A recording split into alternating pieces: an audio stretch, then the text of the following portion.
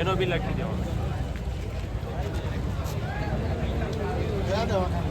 SSG લઈ જાઓ તો ચાલો તઈ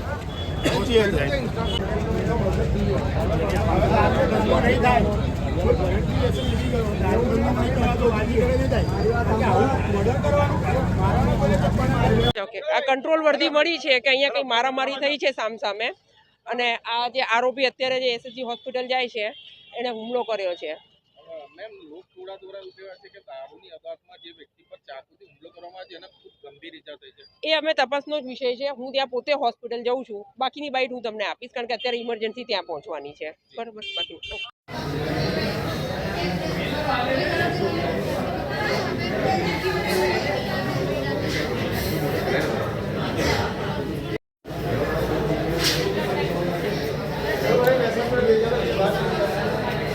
બાકી ભાઈ